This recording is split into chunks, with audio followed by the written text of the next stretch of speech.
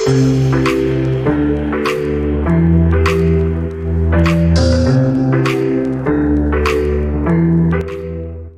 adik-adik, bertemu lagi sama Bulan. Hari ini kita akan membahas topik di bab 2, yaitu tentang konsep dasar sejarah.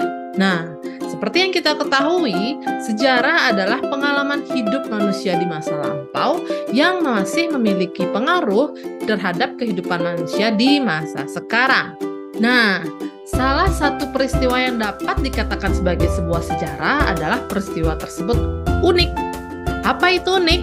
Unik artinya peristiwa tersebut tidak dapat terulang lagi atau terjadi hanya satu kali. Tetapi adik-adik tentu pernah mendengar istilah sejarah terulang kembali dong. Nah, untuk memahami ungkapan tersebut dengan lebih baik, mari kita lihat video berikut ini. Selamat menyaksikan.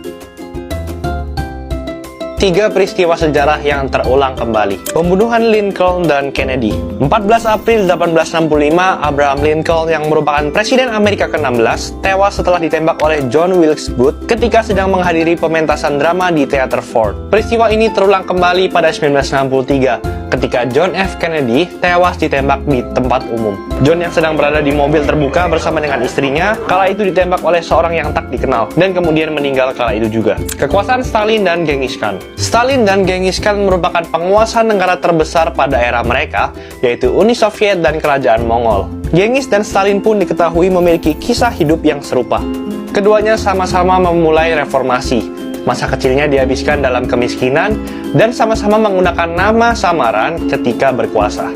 Tenggelamnya kapal Titanic dan Vasa. Tenggelamnya kapal Titanic pada 1912 mengingatkan penduduk Swedia akan kisah tenggelamnya kapal Vasa pada abad ke-17. Pada 1628, kapal perang Vasa milik Angkatan Laut Swedia tenggelam setelah pertama kali berlayar.